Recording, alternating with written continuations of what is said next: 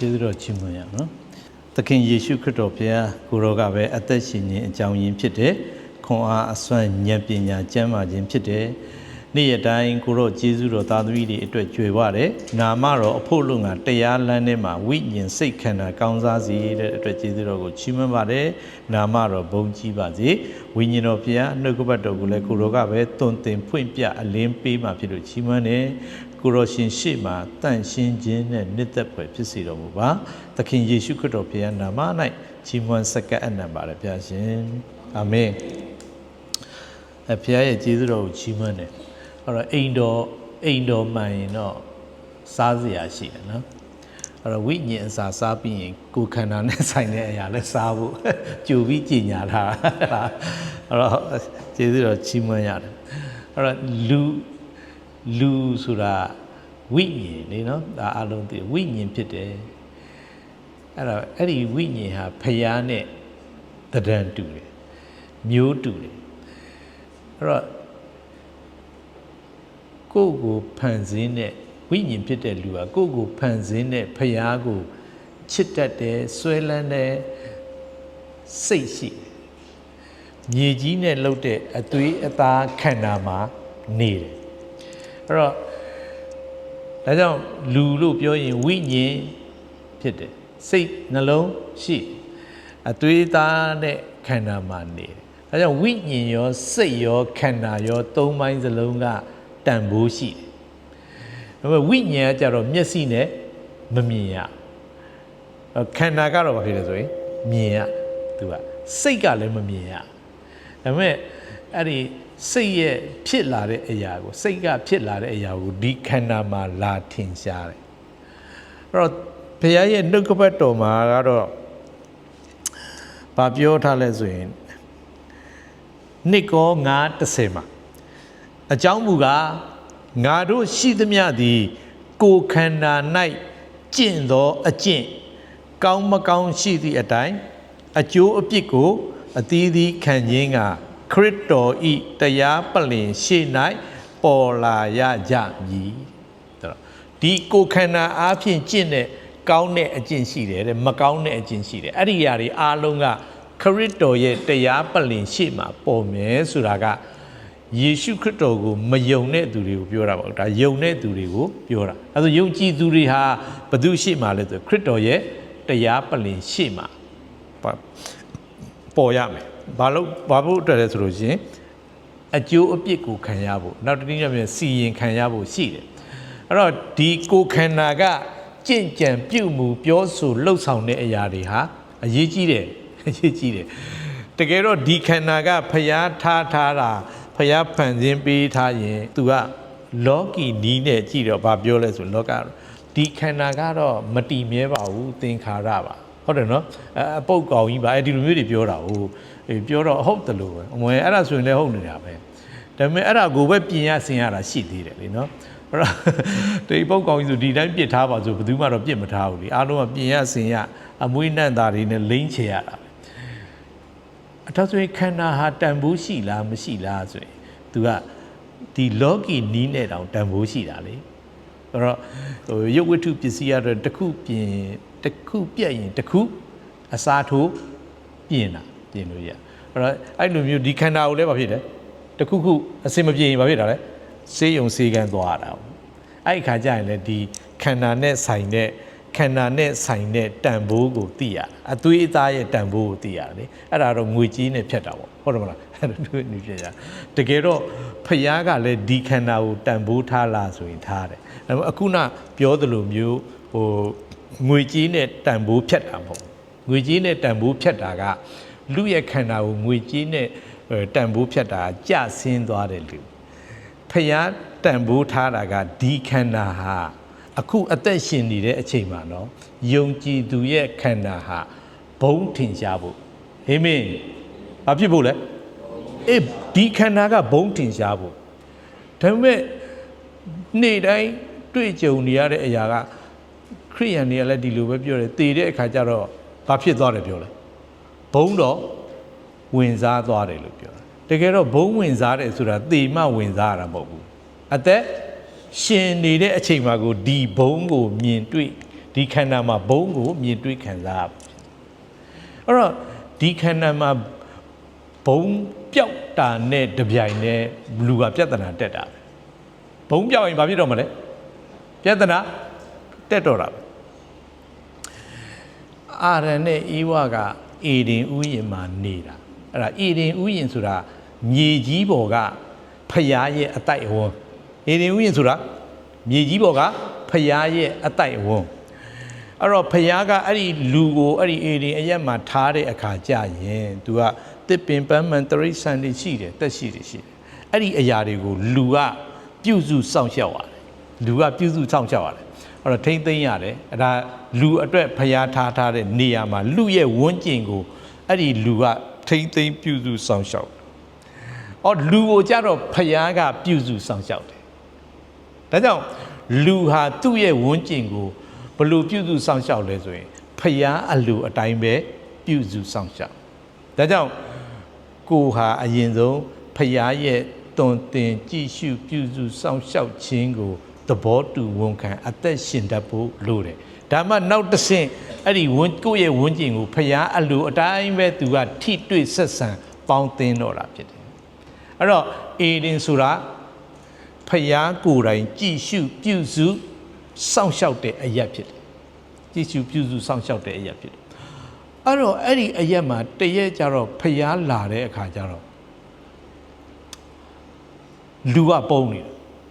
ဘာဖြစ်လို့ပုံလဲရှက်လို့ဘာဖြစ်လို့လဲရှက်လို့ကြောက်လို့ပေါ့အဲ့ဒါရှက်ကြောက်ခြင်းဆိုတာအဲ့ဒီကစအပင်တော့ကပုံတယ်အာရမင်းကိုမင်းရဲ့ကိုယ်မှာအဝတ်အချီးစီးဖြစ်တယ်ဆိုတာမင်းကိုဘယ်သူပြောတာလဲဘယ်သူပြောတာလဲဘယ်သူမှမပြောဘူးဘယ်သူမှမပြောဘူးအဲ့ဒါဆိုဘယ်သူမှမပြောဘဲနဲ့ငါကိုခန္ဓာမှာဘာမှမရှိဘူးဆိုတာဘယ်လိုလုပ်သိတာဘုံပြောက်သွားဘုံတော်နဲ့လွှမ်းခြုံကြီးခံရရင်လူဟာရှက်ကြောက်ခြင်းကင်းတယ်အခုတော့ဘုံပြောက်သွားတော့ရှက်ကြောက်เสียအကြောင်းဖြစ်လာတာဘာကြောင့်လဲဆိုဘုံပြောက်သွားရခြင်းအကြောင်းရင်းဟာနားမထောင်ခြင်းကြောင့်ဒါကြောင့်ဓမ္မအစ်မှာကြပြန်ပြောတယ်တယောက်သောသူသည်နားမထောင်ခြင်းအားဖြင့်စားတာလားနားမထောင်တာလားအေးနားမထောင်လို့စားတာကို तू ကကောင်းမကောင်းသိကျွမ်းရအပင်ဒါကြောင့်ကြဆင်းတဲ့အာရန်ဟာနားမထောင်တဲ့အာရန်ဟာဖျားတန်ကြားလားကြားတယ်ကြားလားမြင်ရလားမြင်ရဒါပေမဲ့ဆက်သွယ်လို့မရအဲ့ဒါသတိပြုဖို့လိုတယ်အတန်ကြားတယ်လို့ပြောရင် तू ပြောတာမှန်လားမှန်တယ်အတန်ကြားတယ်လို့ပြောရင်မှန်လားမှန်တယ်ဒါပေမဲ့အတန်ကြားတိုင်းဖျားရဲ့ပြုစုပေးခြင်းကိုခံတဲ့သူမဟုတ်ဘူးအဲ့ဒါသဘောပေါက်ဖို့လိုတယ်ပိုင်းခြားနားလည်ဖို့လိုတယ်ဖျားငါ့ကိုစကားပြောတယ်နော်အေးနင့်ပြောရင်နင့်ကိုပဲပြောပါစီလေသူများကိုရှောက်ရှောက်မပြောနဲ့ဘုရားငါ့ကိုပြောတယ်နော်မင်းတို့တော့အဲ့လိုပဲဆိုတာအဲ့ဒါဇလန်းအဲ့ရစတာပဲတခါလေနှလုံးမကွဲဘူးလေသူဘုရားပြောတယ်ဆိုတော့ဟုတ်ပါငါလည်းနားမထောင်ပြဿနာရှိတယ်မဟုတ်ဘူးဘုရားကျွန်တော်ကိုပြောရင်ကျွန်တော်ပြောင်းလဲဖို့ကျွန်တော်ပြင်ဖို့ဖြစ်တယ်အာမင်သူ့ကိုပြောရင်သူပြင်ဖို့သူပြောင်းလဲဖို့ဖြစ်တာဒါပေမဲ့ဘုရားကကျွန်တော်အားဖြင့်သူ့ကိုပြောတယ်ပြောပြီးတော့သူ့အတွက်လည်းအသက်ရှင်စရာအကြောင်းမဖြစ်ဘူးဆိုရင်တော့တခုခုတော့လွဲနေတာဖြစ်အဲ့တော့အေဒင်နဲ့အေဒင်ဆိုတာဘုရားရဲ့ကြည့်ရှုပြုစုတဲ့လူကိုဘုရားကြည့်ကိုယ်တိုင်ကြည့်ရှုပြုစုတဲ့အရက်မှာလူဟာငါရဲ့လူအပ်ချက်တွေအာနယ်ချက်တွေကိုမြင်ပြီးတော့မလုပ်လဲသူကဟမ်ငါတို့အဝတ်ရှိလားမရှိဘူးအေးဒါဆိုရောဒါဝတ်ဒါ branded နော်တဖန်ရွက်တွေနဲ့လှုပ်ထားတာတဖန်ရွက်နဲ့လှုပ်ထားတဲ့ဟာကိုသူက branded လုပ်ပြီးတော့သူ့ကိုပေးဝတ်လိုက်တာဟိုကလည်းအဟုတ်ထင်တာပေါ့ဝတ်တာဒါပေမဲ့အဲ့ဒီဖန်ဆင်းခံအရာနဲ့ဖုံးလို့လူရဲ့ရှက်ကြောက်ခြင်းကမလွတ်မြောက်ဘူးလွတ်ချင်လဲအကန့်အသတ်ရှိတယ်အချိန်အကန့်အသတ်ရှိတယ်အဲ့ဒါကြာလာလို့ရှိရင်ဝစ်စင်သားတုန်းကတော့အစိမ်းရောင်ပဲကြာတော့ဘာဖြစ်သွားလဲ6သွားရင်အယောင်ပြောင်းပြီးတော့သူကဘာဖြစ်တော့မှာအဲ့ဒီရှက်ကြောက်ခြင်းတွေကပြန်ပေါ်လာမှာပဲအဲ့တော့အဲ့ဒီအခုဖခင်ကပြောတယ် ငါတို့ရဲ့ကိုယ်ခန္ဓာမှာကျင့်တဲ့ကောင်းခြင်းမကောင်းခြင်းတွေဟာတနေ့ကြတော့ဘာလို့ခံရမှာလဲအကျိုးအပြစ်ကိုခံဖို့ခရစ်တော်ရဲ့တရားပလင်မှာပေါ်လာရမှာပေါ်လာရဘာကြောင့်ဆိုအဲ့တော့ကိုယ့်ရဲ့လူအပ်ချက်ကိုမြင်ပြီးတော့ကိုယ့်ဟာကိုယ်ကြိုးစားဖုံးကွယ်တဲ့သူဟာဆန့်ကျင်တဲ့သူဖြစ်တယ်ဘယ်သူကိုဆန့်ကျင်တာလဲဖျားကိုဆန့်ကျင်တာဖျားရှိမှအဆက်တကွဲအကျိုးနဲ့ဖြစ်ဖို့ဖျားဘုံတော်အတွက်ဖျားကိုလူတွေမြင်ဖို့ဆိုပြီးတော့ဖန်ဆင်းခံအရာတွေနဲ့ကိုဖုံးကွယ်နေတဲ့သူဟာကြဆင်းတဲ့သူပဲဖြစ်အဲ့ဒီနားမထောင်လိုက်တဲ့အချိန်ကနေစပြီးတော့အာရန်အားဖြင့်မွေးလာတဲ့လူထဲမှာကောင်းတဲ့သူနဲ့မကောင်းတဲ့လူနှမျိုးပဲလောကထဲမှာအဲ့နှမျိုးပဲကြည့်တယ်အသက်ရှင်ရင်လည်းအဲ့ဒီအတိုင်းပဲအသက်ရှင်တယ်သင်ကောင်းလျင်ကျွန်တော်မဆိုပါအဲ့မင်းကောင်းရင်ကောင်းသလိုမင်းမကောင်းရင်မကောင်းသလိုအဲ့ဒီလူပဲအသက်ရှင်တယ်အဲ့ဒါကောင်းခြင်းမကောင်းခြင်းနဲ့အသက်ရှင်တာကကြဆင်းတဲ့ဇာတိလူလောကလူဖြစ်တယ်ဒါဆိုရင်အခုယေရှုခရစ်တော်ကိုကယ်တင်ရှင်အရှင်သခင်အဖြစ်လက်ခံယုံကြည်တဲ့သူကြတော့လေအခုနပြောတဲ့သူ့ရဲ့ဝိညာဉ်ထဲမှာယောမဩဝါဒစာအခန်းကြီး8:16လောက်မှာတယ်ငါတို့သည်ဘုရားသခင်၏သားဖြစ်ကြသည်ဟုဘုရားသခင်၏ဝိညာဉ်တော်သည်ငါတို့၏ဝိညာဉ်နဲ့အတူလို့ပြောလို့ရှိရင်ကျွန်တော်တို့ရဲ့ဝိညာဉ်ထဲမှာခရစ်တော်ကလာရောက်ကိန်းဝတ်နေထိုင်အသက်ရှင်တယ်ဒါကြောင့်ယေရှုခရစ်တော်ကိုလက်ခံယုံကြည်သောသူဟာအပြင်ပိုင်းဆိုင်ရာကတော့ကြည့်ရင်အားလုံးအတူတူပဲဒါပေမဲ့ဘာမတူဘူးလဲဆိုရင် तू ကသူ့အထဲထဲမှာဖျားရှိတယ်ဒါဆိုယုံကြည်သူဆိုတာဖျားရှိသောလူဒါဆိုတခြားလူနဲ့တူလားအပြင်ရပဲတူတာအတွင်းတူလားမတူဘူးဖျားရှိသောလူဖြစ်သွားတယ်ဖျားရှိသောလူဖြစ်အဲ့တော့ဒါဆိုကိုယ့်အသက်တာမှာဖျားရှိလားမရှိတယ်ဘယ်နေရာမှာရှိတာလဲဝိညာဉ်ထဲမှာလာပြီးတော့ရှိအခုကိုယ်ခန္ဓာမှာပြုမှုပြောဆိုလှုပ်ဆောင်နေတဲ့အရာတွေအလုံးဟာဝိညာဉ်ရှိနေလို့ဒီရုပ်ခန္ဓာတွေကဝိညာဉ်ထွက်သွားရင်ကိုယ်လို့ဆန့်လို့မရတော့အတန်ထွက်လို့မမြင်နိုင်တော့မကြားနိုင်တော့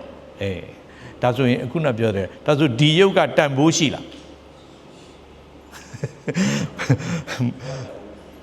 ဒီခန္ဓာဟာတန်ဖိုးမရှိဘူးလို့တွေးမိတာနဲ့လူဟာအသက်ရှင်မှုလွဲသွားတော့ယုံကြည်သူပြောတာယုံကြည်သူဟာအခုနပြောပြီးပြီအေဒီထဲမှာရုပ်ခန္ဓာရှိလားရှိတယ်ဖခင်နဲ့ဆက်သွယ်လို့ရလားရတယ်ဖခင်ကိုလည်းမြင်ရတယ်သူလည်းမရှက်ဘူးဖခင်လည်းမရှက်ဘူး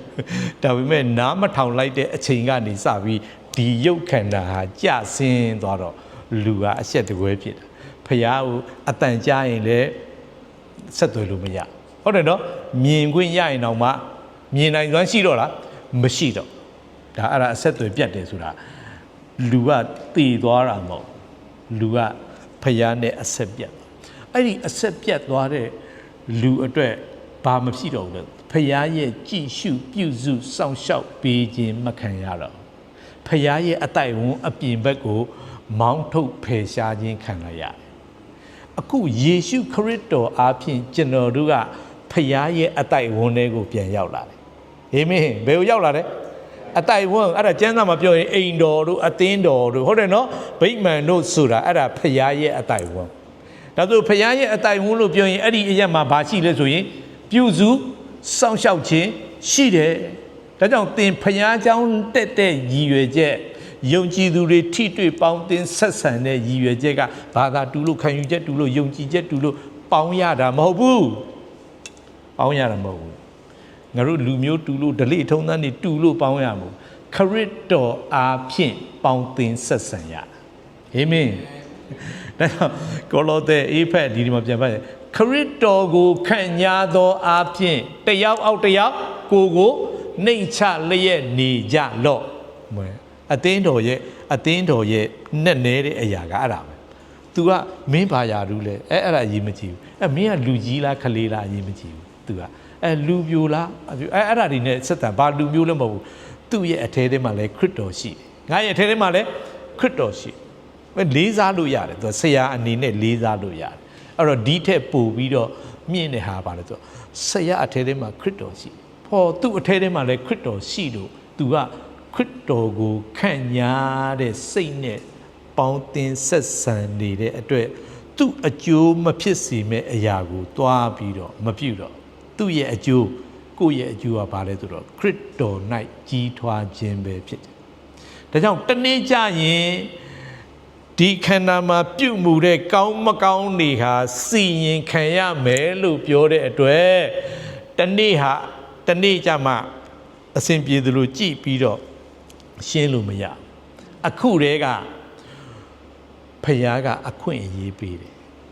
ကြည့်အခွင့်အရေးပေးတယ်နော်ယောဟန်1:7မှာဆိုထိုသူကိုလက်ခံသမျှသောသူရိဟုသောကိုရောကိုယုံကြည်သောသူတို့ဟာဘုရားသခင်၏သားဖြစ်ရသောအခွင့်ကိုပေးတယ်လို့ပြောရင်ကျွန်တော်တို့ကတော့ဘုရားသားဖြစ်သွားပြီဆိုတော့မှားမလားမမှားဘူးမှန်တယ်ဘုရားသားဖြစ်သွားပြီနောက်တစ်ဆင့်ထပ်ပြီးတော့ဆင်ကျင်လိုက်တဲ့အခါကျတော့ဖယားယေရှုခရစ်တော်ကိုလက်ခံယုံကြည်လိုက်တာနဲ့ဖယားသားတော်ယေရှုခရစ်တော်ရဲ့ဂုဏ်အရေးအချင်းဇာရိတမျိုးဖြစ်လာဖို့အခွင့်အရေးစရတာဖြစ်တယ်အာမင်ဒါကြောင့်သမတိကသွန်သင်ကျင်ပေါလုတို့သွန်သင်ချက်မှာခရစ်တော်၌ရှိတဲ့ထိုစိတ်သဘောကိုသင်တို့၌လည်းရှိစေကြလော့ဝိညာဉ်ထဲမှာလာကိန်းဝတ်တဲ့ခရစ်တော်ရဲ့စိတ်ဆန္ဒသဘောထားအတိုင်းပဲကျွန်တော်ရဲ့စိတ်နှလုံးဟာဖြစ်ဖို့ဖရားအလိုရှိအဲ့ဒါအရှင်းဆုံးပြောထားတဲ့ဟာပါလို့ဆိုရင်ရှင်မသက်ခရစ်ဝင်ကျမ်းအခန်းကြီး9အငယ်16မှာထိုနည်းတူသူတစ်ပါးတို့သည်သင်တို့ဤကောင်းသောအကျင့်ကိုမြင်၍ကောင်းကင်ဘုံ၌ရှိတော်မူသောသင်တို့အဖ၏ဂုဏ်တော်ကိုချီးမွမ်းစေခြင်းကသူတစ်ပါးရှိ၌သင်တို့အလင်းကိုလင်းစေကြတော့အဲ့တော့သူတစ်ပါးရှိမှာသင်တို့ဤကောင်းသောအကျင့်ကောင်းတဲ့အကျင့်ဒီခန္ဓာမှာပြုမှုပြောဆိုလှုပ်ဆောင်တဲ့အကျင့်အဲ့ဒီကောင်းတဲ့အကျင့်ကိုတဲ့သူတစ်ပါးကမြင်ရင်တဲ့ဘသူကိုချီးမွမ်းပါလဲကောင်းကင်ဘုံမှာရှိတဲ့သင်တို့အဖဤဂုဏ်တော်ကိုချီးမွမ်းစေခြင်းငါလို့ပြောတယ်ဖခင်ကဘာမှရှိတာလဲကောင်းကင်ဘုံမှာကျွန်တော်တို့ကမြေကြီးမှာဒါပေမဲ့ကျွန်တော်တို့ရဲ့အသက်ရှင်ခြင်းကြောင့်ဖြစ်လာတဲ့ဒီကိုယ်ခန္ဓာကထွက်တဲ့အတန်လှုပ်တဲ့အမှုအရာတွေအားဖြင့်တဲ့ဘသူကိုမြင်ဖို့လဲကောင်းကင်အဖကိုမြင်ပြီးကောင်းကင်အဖရဲ့ဂုဏ်တော်ကိုချီးမွမ်းဖို့အတွက်တဲ့သူတစ်ပါးရှိ၌သင်တို့ဤဆိုတော့ယုံကြည်သူအားလုံးရဲ့အလင်းကိုလင်းစေကြလို့ဒါဆိုယုံကြည်သူတွေမှာအလင်းရှိလားရှိတယ်အဲ့ဒီအလင်းပဲကလာတာလေအဲ့ခရစ်တော်ကဘာမှနေလဲဝိညာဉ်ဟိုကောင်းကင်ဘုံမပြောတော့ဝိညာဉ်ထဲမှာနေတယ်မြေကြီးပေါ်ရောက်လာပြီနော်ခရစ်တော်အေမာနွေလဆိုတော့ကျွန်တော်တို့ရဲ့ဝိညာဉ်ထဲမှာအတူရှိတယ်ဖေ။အဲ့တော့ကျွန်တော်တို့ရဲ့ဝိညာဉ်ထဲမှာရှိတဲ့ခရစ်တော်ဟာသူကယောဟန်ခရစ်ဝင်ကျမ်းအခန်းကြီး1မှာဆိုရင်ငကိုယ်တုံးကနှုတ်ကပတ်တော်တဲ့နှုတ်ကပတ်တော်ဖန်ဆင်းရှင်ယောဟန်ခရစ်ဝင်ကျမ်းအခန်းကြီး1မှာနော်ဖန်ဆင်းရှင်ဖြစ်တယ်နှုတ်ကပတ်တော်သည်လူစားတိကိုခံလာတယ်အဲ့တော့ငါတို့အထဲသေးကိုရောက်လာတဲ့အခါကျတော့ကျွန်တော်တို့အထဲသေးကိုရောက်လာတဲ့အခါကျတော့အသက်ရှင်သွားတယ်အသက်ရှင်တဲ့ပုဂ္ဂိုလ်ဖြစ်တယ်အဲဒါယေရှုကပြောတယ်ငါသည်လမ်းခရီးသမာတရားအသက်လို့ပြောရင်ကျွန်တော်ဝိညာဉ်ထဲမှာအသက်ရှင်တဲ့ပုဂ္ဂိုလ်အဖြစ်နဲ့တည်နေတာအဲ့တော့ကျွန်တော်အထဲထဲမှာရှိနေတဲ့ခရစ်တော်နဲ့ဟိုလူစားတိခံလာတဲ့ပုဂ္ဂိုလ်နဲ့ကတော့မတူပြန်ဘူး။ဘာကြောင့်လဲဆိုတော့လူစားတိခံယူပြီးတော့လူအဖြစ်အသက်ရှင်လူအတွက်လက်ဝါးကားတိုင်းမှာအသေးခံအသွေးသွန်းတကြိုချင်းခံပြီး၃ရက်မြောက်တဲ့နေ့မှာရှင်ပြန်ထမြောက်တဲ့သေခြင်းကိုအောင်တဲ့ခရစ်တော်ဟာကျွန်ုပ်ဝိညာဉ်၌လာတည်တယ်။အေမာနွေလဆိုရင်ဟိုဘက်ဒီဘက်အရှိအနောက်မှာရှိတာမဟုတ်ဘူးကျွန်တော်ဝိညာဉ်ထဲမှာလာပြီးအတူရှိနေတာဒါဆိုရင်လူအထဲထဲမှာဘယ်သူလာနေလဲဖျားလာနေတယ်ခရစ်တော်ဖျားလာနေတယ်အဲ့ဒီလာနေတဲ့ခရစ်တော်ဖျားဟာသေခြင်းကိုအောင်တယ်လောကကိုအောင်တယ် တရားပြည့်စုံစေတယ်အခုနမှတ်သေးငါ16စက္ခွန်မှာပြောထားတယ်ယေရှုလူစားတိခံယူလာတာနော်လောကကိုကြွဆင်းလာတာအားလုံးခြုံပြောရင်လောကသားအတွက်လို့ပြောရင်တစ်မျိုးလက်ခံယုံကြည်သူအတွက်လို့ပြောရင်တစ်မျိုးဒါဆိုရင်နှစ်မျိုးဖြစ်တယ်နှစ်မျိုးဖြစ်တယ်အဲ့တော့အားလုံးအတွက်ဆိုရင်အပြစ်ရှိသောသူကိုကယ်ဖို့ကြွလာဒါဆိုကျွန်တော်တို့ကအခုဘာဖြစ်ခံရပြီလဲရွေးနှုတ်ကယ်တင်ခြင်းခံရသောသူဖြစ်သွားပြီအဲ့ဒီကယ်တင်ခြင်းခံရပြီးတဲ့သူအတွက်ကြတော့ဟိုအပြစ်ငရဲရလွတ်ဖို့မဟုတ်တော့သူကဟေရှာယအနာဂတ်ကျမ်းအခန်းကြီး9ထဲမှာ6ပါလေထိုသူသည်ဘုရားသခင်ငါတို့အဖို့သူငယ်ကိုဖွားတယ်ငါတို့အားသားကိုသနာတော်မူ၏ထိုသူသည်အုပ်ဆိုးခြင်းအာနာစက်ရှိလိမ့်မည်ယုံကြည်သူအတွက်ကြတော့အရှင်သခင်ဘုရင်အဖြစ်အုပ်ဆိုးဖို့ကြွလာတာဖြစ်ဒါဆိုရင်ယေရှုခရစ်တော်ဟာကျွန်တော်အထဲထဲမှာအရှင်သခင်ဘုရင်ဖြစ်အဲ့ဒါဝိညာဉ်ထဲမှာတည်တဲ့ခရစ်တော်ဟာကောင်းကင်ဘုံ၌၎င်းမြေကြီးပေါ်၌၎င်းစီရင်ပိုင်တဲ့အခွင့်တကူရှိသမျှကိုငါခံရပြီလို့ပြောတဲ့ပုဂ္ဂိုလ်ဖြစ်တယ်။ဒါကြောင့်တနေ့ပေါ်လာရမယ့်ခရစ်တော်ရဲ့တရားပလင်ရှိမှစီရင်ခံရတဲ့အခါလွတ်မြောက်ဖို့အတွက်ဝမ်းမြောက်စရာအကြောင်းစုံလင်ဖို့အတွက်အခုမြေကြီးပေါ်မှာတည်းကကိုယ့်ကိုဖယားကခရစ်တော်ရဲ့တရားအတိုင်းစီရင်နေတယ်အာမင်အဲ့ဒါကျေးဇူးတော်ပဲကျေးဇူးတော်ပဲဒါဆိုရင်ကိုယ့်ရဲ့စိတ်နှလုံးဟာလေအဲ့ဒီခရစ်တော်အုပ်စိုးတဲ့ခရစ်တော်ဘက်ကိုလှည့်တတ်ဖို့လိုတယ်ဝိညာဉ်၌တည်တဲ့ခရစ်တော်ဘက်ကိုစိတ်နှလုံးလှည့်တာကိုစာလံကျမ်းအခန်းကြီး1မှာကတရားတော်၌မွေ့လျော်တယ်လို့ခေါ်တယ်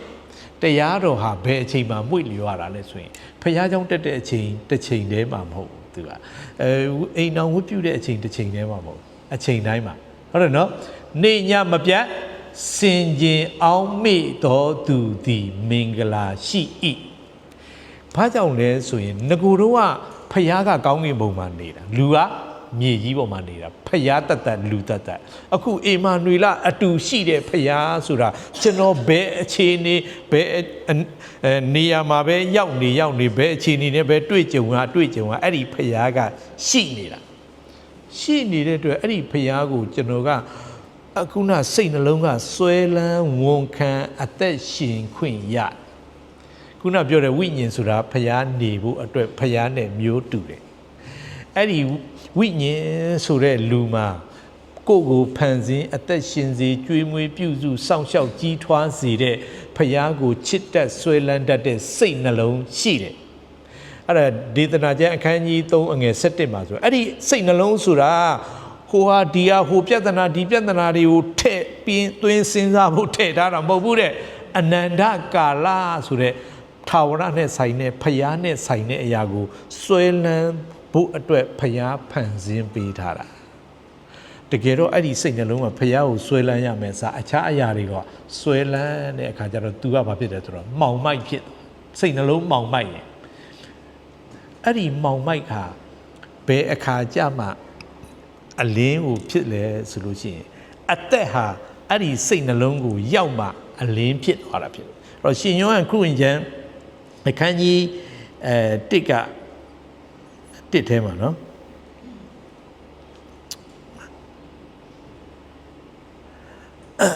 အငယ်လေးမှာထိုနှုတ်ကပတ်တော်၌အသက်ရှိ၏ထိုသက်သည်လည်းလူတို့၏အလင်းဖြစ်၏သိလားအဲ့တော့နှုတ်ကပတ်တော်ဟာလူစားတိခံလာတဲ့အခါယေရှုနာမည်နဲ့အခုတော့ရှင်ပြန်ထမြောက်တဲ့အခါကျတော့အဲ့ဒီနှုတ်ကပတ်တော်ကခရစ်တော်ဖခင်အဖြစ်နဲ့ကျွန်ုပ်ရဲ့ဝိညာဉ်ထဲမှာလာပြီးတော့ကိန်းဝတ်နေထိုင်တယ်အဲ့ခါမှာအသက်ရှင်သွားတာဒါကြောင့်ကောရိန္သုဩဝါဒစာပထမဆောင်တဲ့1ကော15:45မှာရှေးဥစွာသောလူဟာအာဒံဟာအသက်ရှင်တဲ့တရားဝါဖြစ်တယ်နောက်ဆုံးသောအာဒံမူကားအသက်ရှင်စေတတ်သောဝိညာဉ်ဖြစ်တယ် အေဒီထဲမှာရှိတဲ့အာဒံနဲ့ကျွန်တော်တို့နဲ့မတူကျေးဇူးတော်ကြောင့်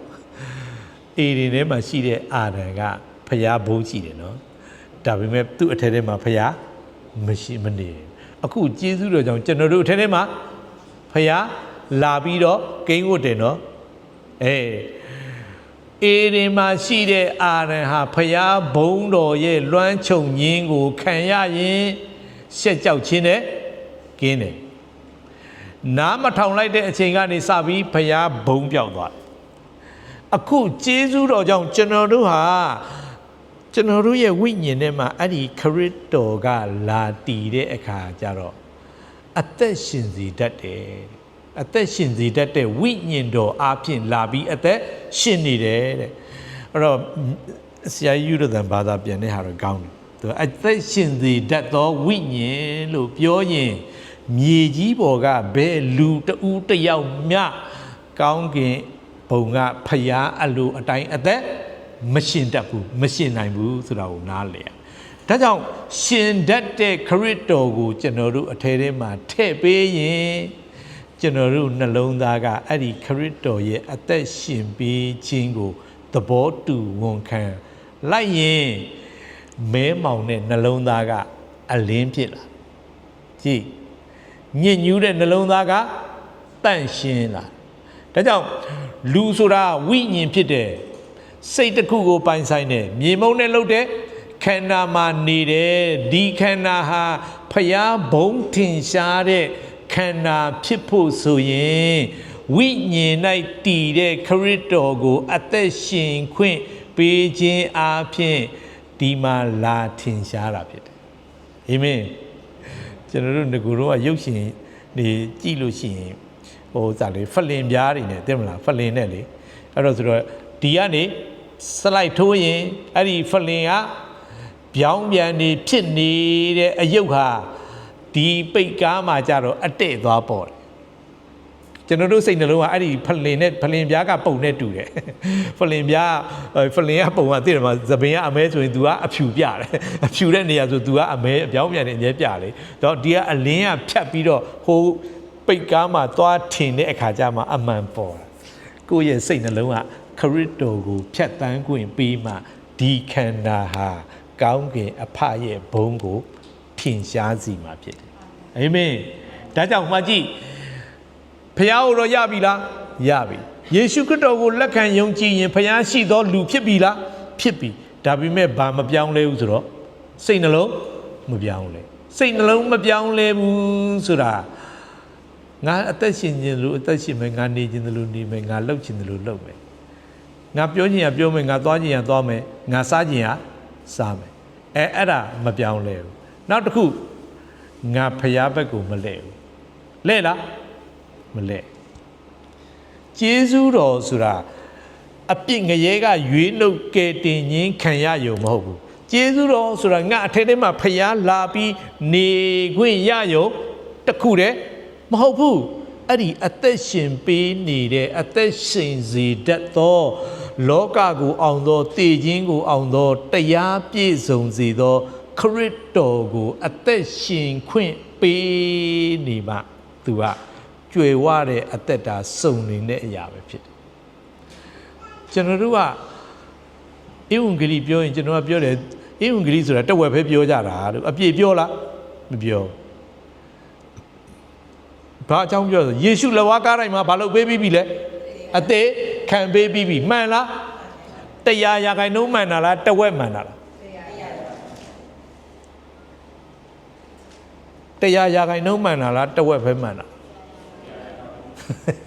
ဧဝံဂေလိတရားဆိုရင်90 ရာခိုင်နှုန်းပဲမှန်တယ်ဧဝံဂေလိတရားဆိုတာ1 ကော 15ထဲမှာပါတယ်1ကနေ4ငါကိုယ်တိုင်ခံယူထားတဲ့အရာခရစ်တော်ငါတို့အတွက်ကြောင့်လက်ဝါးကားတိုင်းမှာကျမ်းစာလာသည့်အတိုင်းငါတို့အပြစ်ကြောင့်အသေးခံတယ်အသေးခံပြီးပြီလားဘာမှခံလဲလက်ဝါးကားတိုင်းမှာအမှုပြီးပြီလားတကြိုချင်းကိုခံတယ်3 ရက်မြောက်တဲ့နေ့မှာရှင်ပြန်ထမြောက်တယ်ကျွန်တော်တို့ပြောတဲ့ဧဝံဂေလိဆိုတာ90 ရာခိုင်နှုန်းပဲပြောနေတာတရားအပြည့်ပြောလားမပြောဘုရားเจ้าမှန်တက်နော်အလူငွေမှန်ထက်နော် ပေါင်းမိသားရပြုကြတော့ကြိုးစားပြီးတော့အဲ့ဒါကဇာတိဖြစ်သွားနောက်ထပ်90ရာခိုင်နှုန်းကငါဒီခရစ်တော်နဲ့တူလက်ဝါးကားတိုင်းမှာသေခံပြီးသို့တော်လည်းအခုအသက်ရှင်နေသေးလားရှင်နေတယ်အဲ့ဒီလိုရှင်နေတဲ့နေရာမှာငါစိတ်ဆန္ဒသဘောထားနဲ့ငါရှောက်မရှင်ရဘူးငါကြိုက်တဲ့ဘုရားကျောင်းမှာတက်မယ်ငါပေါင်းခြင်းတဲ့သူနဲ့ပေါင်းမယ်ငါလှုပ်ရှင်ရလှုပ်မယ်အဲ့ဒါမျိုးမဟုတ်ဘူးငါအထဲတွေကခရစ်တော်ရှင်ပေးနေတယ်အာမင်ငါသည်ကိုယ်တိုင်မရှင်ခရစ်တော်သည်ငါ၌ရှင်တယ်ဆိုတော့မှပဲ 100% ဖြစ်သွားတာအာမင်ကျွန်တော်တို့ကတဝက်နဲ့ကျင့်တတ်နေတာအသက်လွတ်ယုံများမကအသက်နဲ့ပြည့်စုံစေခြင်းကဒါကြောင့်တနေ့စီရင်အခုနှစ်ကော930မှာတနေ့စီရင်ခံရဖို့ကောင်းမကောင်းအတွက်ပေါ်ထွန်းရမှာကဟို90ရာခိုင်နှုန်းအတွက်မဟုတ်ဘူးနောက်90ရာခိုင်နှုန်းအတွက်ဖြစ်တယ်အာမင်ဒါကြောင့်သင်အခုအသက်ရှင်ယေရှုခရစ်တော်ကိုလက်ခံယုံကြည်ပြီးတော့အသက်ရှင်နေခွင့်ရတာဟာနောက်ထပ်ကြွယ်ဝတဲ့အရာတွေကိုခံရဖို့အပြစ်ငရဲကလွတ်တဲ့ကယ်တင်ခြင်းပဲဖြစ်ဖြစ်ကြွယ်ဝတဲ့အသက်တာအတွက်ကယ်တင်ခြင်းပဲဖြစ်ဖြစ်နှမျိုးစလုံးကိုယေရှုခရစ်တော်အားဖြင့်ပဲကောင်းကင်အောက်မြေကြီးပေါ်မှာဖျားလှုပ်တယ်အာမင်တို့သခင်၏နာမမှာတပါကောင်းကင်အောက်မြေကြီးပေါ်မှာလူတို့ကိုကဲနိုင်တဲ့နာမတစ်စုံတစ်ခုများမရှိယေရှုခရစ်အားဖြင့်အသက်ရှင်နေဖို့အတွက်ယေရှုခရစ်တော်ရဲ့ကယ်လွတ်ခြင်းချမ်းသာကိုရရှိစေတာဖြစ်တယ်။တမန်တော်ဝိတ္ထုရဲ့တမန်တော်ဝိတ္ထုထဲမှာလေတမန်တော်တွေအားဖြင့်ဖျားပြုတဲ့အမှုအရာရဲ့အဓိကကကျွန်တော်တို့တန်တာပဲကြည်တာတန်တာပဲဖတ်တာကိုကြိုက်တာပဲကိုမြင်တယ်ကျမ်းစာဖတ်ရင်ဒါဆိုရင်မှားလားတချို့ကကျမ်းစာဖတ်ရင်ပိုက်ဆံမြင်တယ်တချို့ကကျမ်းစာဖတ်ရင်အခြားသောဘာသာစကားမြင်တယ်သူကမှားလားဆိုတော့မမှားဘူးသူကအပြည့်အဝမှန်လားမမှန်ဘူးလေအဲ့တော့ဒီတော့လည်းပြောတာဟိုရုပ်ပိုင်းဆိုင်ရာတွေတော့မလိုတော့ပါဘူးခုနလိုတွေအသွေးအသားခန္ဓာနဲ့ဒီခန္ဓာတွေကပုတ်မဲ့ပြက်မဲ့ဆိုပြီးအဲ့လိုမျိုးတွေးတာလေတကယ်တော့အခုနပြောသလိုဒီခန္ဓာဟာအသွေးအသားခန္ဓာဖြစ်ပေမဲ့ဘုံထင်ရှားဖို့ဖြစ်တယ်အာမင်ဒါကြောင့်ဖျားပေးတယ်လေဓမ္မဟောင်းမာတွေကပြည့်ညတ်တရားပေးရင်ဖျားနဲ့ဆက်သွယ်ရင်းနှီးကျွမ်းဝင်ဖို့အရာတွေပေးလားပေးတယ် तू ကဒါတွေမကသေးဘူး तू ကပေါင်းတင်ဆက်ဆံရေးအတွက်လည်းလူချင်းပေါင်းတင်ဆက်ဆံရေးအတွက်လည်းပေးသလိုဒီခန္ဓာအသွေးအသားအတွက်စားဖို့အစာတွေမစားရဘူးစားရမယ်ရှိလားရှိတယ်ဘယ်စားမစားဘယ်စားတယ်ဆိုတာအဲ့ဒါရှိတယ်အဲ့ဒါကြောင့်ဘုရားကကြာဆင်းတဲ့သူအတွက်ကြတော့အများကြီးဟိုသာဖြစ်ကုန်လိုအပ်မှုတွေရှိလာငကိုတွေကဘုရားရဲ့တရားကကိုယ့်ကိုဝိညာဉ်ရောစိတ်ရောခန္ဓာရောကောင်းစားစေခြင်းဒါတမတင်မှာအဲ့လိုပဲပြန်သွင်းတယ်သင်တို့ဤကိုယ်ခန္ဓာစိတ်ဝိညာဉ်အပေါင်းဟာအပြစ်တင်ခြင်းနဲ့ကင်းလွတ်ပါမည်အကြောင်းတန့်ရှင်းတော်မူသောအရှင်ဘုရားသခင်သည်လည်းသင်တို့ကိုအကုန်စင်တုံတင်ပြုပြင်ပါစေသောတစ်သက်9:23မှာအဲ့လိုပဲပြောတယ်။ဘာကြောင့်လဲဆိုတော့ဝိညာဉ်ရောစိတ်ရောခန္ဓာရောကောင်းစားစေခြင်းရှင်ယောဟန်ဩဝါဒစာမှာလည်းအဲ့လိုပြောအချင်းချစ်သူသင်သည်စိတ်နှလုံးကောင်းစားခြင်းနဲ့အတူအရာရာ၌ကောင်းစားခြင်းနဲ့ကျမ်းမာခြင်းရှိပါမည်အကြောင်းငါဆုတောင်း၏တဲ့ချစ်သူဆိုတာဝိညာဉ်ကိုပြောတာဘာကိုပြောတာလဲအချင်းချစ်သူသင်သည်စိတ်နှလုံးကောင်းစားခြင်းနဲ့အတူအရာရာမှာကောင်းစားခြင်းနဲ့ကျမ်းမာခြင်းဆိုဝိညာဉ်စိတ်ခန္ဓာ၃ပိုင်းစလုံးကောင်းစားဖို့အတွက်ဘုရားအလိုရှိတာဖြစ်တယ်ဒါကြောင့်တန်ဖိုးထားဖို့လိုတယ်ဒီခန္ဓာအားဖြင့်ပဲဘုရားဘုန်းကိုလူတွေမြင်တွေ့ခံစားရဖို့ဖြစ်တယ်အာမင်ကျွန်တော်94ခုနှစ်လောက်တုန်းကအဲ့ဒီခေတ်ကတော့တိတ်ခွေတွေနဲ့ခေတ်မှာလေတရားဟောချက်တစ်ခုတက်တည်ခံပြီးတော့တရားဟောတဲ့အရာတရားဟောတယ်အဲ့တော့အဲ့ဘုန်းကြီးတစ်ပါးကတနေကိုသွားတဲ့အခါတဲ့သူကအလှပေးတယ်လူပဲဆေးရုံမှာသွားပြီးတော့အလှပေးတယ်အဲ့တော့ဆေးရုံမှာသွားအလှပေးတဲ့အခါကျတော့လေအဲ့ဒီခေတ်ကတော့9ချက်30တွေတန်ဖိုးရှိ9ချက်30အဲ့တော့လူနာဆေးရုံကတော့ကြီးပေါ့နယ်မြို့နယ်ကဆေးရုံလေးပေါ့အဲ့တော့တိုက်နယ်ကဆေးရုံလေးပေါ့သွားပြီးတော့လူနာတွေအားလုံးကယူထားတယ်သူပေးတဲ့9ချက်30တွေယူထားလားယူထားတယ် ပြီးရင်ဒီတိုင်းပဲကတ်တီပဲနေတိတ်မကြောက်ယောက်ျားတစ်ယောက်နဲ့အမျိုးသားတစ်ယောက်အမျိုးသမီးတစ်ယောက်ရောက်အမျိုးသမီးကနောက်မှာဟိုတန်ဂျိုင်းတစ်လုံးကိုရွက်ပြီးတော့လာအဲ့တော့အရှိအမျိုးသားကတော့ဘာလုပ်လဲဆိုအဲ့လူနာတွေကိုနည်းနည်းမှလိုက်ကြည့်ပြီးတော့ပိုက်ဆံတစ်ယောက်ကိုတမတ်25ပြားဆိုရင်တစ်ချက်ပြည့်လားမပြည့်25ပြားတမတ်ပေးတော့အဲ့ဒီတမတ်ပေးတာကိုအဲ့ဒီလူနာတွေကလေဝမ်းသာနေတာပျော်နေတာအဲ့ဒါနဲ့ဘုန်းကြီးကစဉ်းစားတယ်ငါးချက်30ပေးတော့ခတ်တီတီနဲ့ဟိုလူလာပေးတာတမတ်သေးပေးတာသူတို့ဘာဖြစ်နေတာလဲပျော်နေတာပျော်လိုက်တာအနောက်ကမြို့သမီးကလည်းလက်ဖက်ရည်တစ်ခွက်လိုက်တိုက်လက်ရည်တစ်ခွက်လိုက်တိုက်ဟာဒီလင်မယားနှစ်ယောက်ကလည်းဘာတွေမှမသိဘူးဘယ်သူတွေလည်းမသိအဲ့ဒါသူတို့လောက်တာတွေပြီးမှအဲ့ဒါသူတို့ကအဲ့ဘုန်းကြီးကသွားမေးတယ်အဲ့ဒါအခုတော့ဥစ္စာပေါ့အဲ့တရားအဲ့ဒီသက်သေခံချက်ထဲမှာတော့သူကပြောင်းလဲသွားဥအုံးမောင်အဲ့တော့သူကသွားမေးတဲ့ကခင်ဗျားတို့ကဘယ်သူတွေလဲကျွန်တော်တို့ကဒီဆေးရုံကဆရာဝန်ဆရာမတွေဖြစ်တယ်ဟမ်မြို့ကြီးပြကြီးပါနေပြီးတော့ဟုတ်တယ်မလားလှုပ်ကန်စားရင်တော့ပို့ပြီးတော့ဆရာဝန်အတွက်အဆင်ပြေတာပေါ့ဒီမှာဒီလိုမျိုးတော်တဲ့တောင်ထဲမှာဒီလိုဟိုခက်ခဲတဲ့နေရာမှာတဲ့ပြီးရင်လည်းဟိုပြန်အောင်ပေးလိုက်သေးတယ်သူတို့ထဲတဲ့ဆိုတော့အဲ့ဒါနဲ့အဲ့ဒီဆရာဝန်တွေများတော့ကတက်တည်ခံကျွန်တော်တို့ရဲ့အစွမ်းအစတစ်ခုမှမရှိယေရှုခရစ်တော်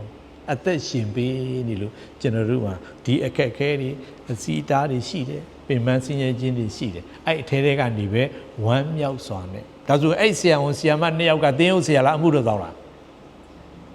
တခုမှမဟုတ်ဘူးဒါပေမဲ့သူတို့အထဲထဲမှာဘယ်သူအသက်ရှင်ခွင့်ရလဲခရစ်တော်ကအသက်ရှင်ခွင့်ရတော့သူတို့ဖြစ်ချင်တာသူတို့လှုပ်ချင်တာငါတို့ဒါတွေကတော့ငါတို့ပိုင်တာกว่าဆိုတဲ့စိတ်ထားမရှိတော့ဘဲနဲ့ဖျားချစ်တဲ့လူကိုခရစ်တော်ရဲ့စိတ်ဆန္ဒသဘောထားနဲ့ပဲထိတွေ့ဆက်ဆံပေါင်းသင်းအသက်ရှင်နေတာကိုမြင်တဲ့သူကပြောင်းလဲသွားတယ်ကျွန်တော်တို့လိုအေဝံဂေလိလိုက်ဟောလို့ပြောင်းတာလား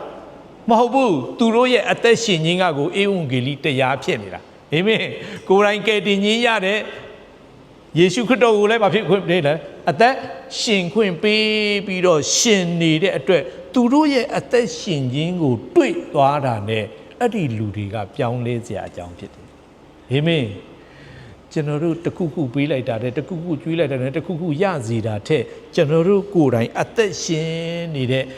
ခရစ်တော်ကိုသူတစ်ပါးမြင်တွေ့ရရှိခံစားတာက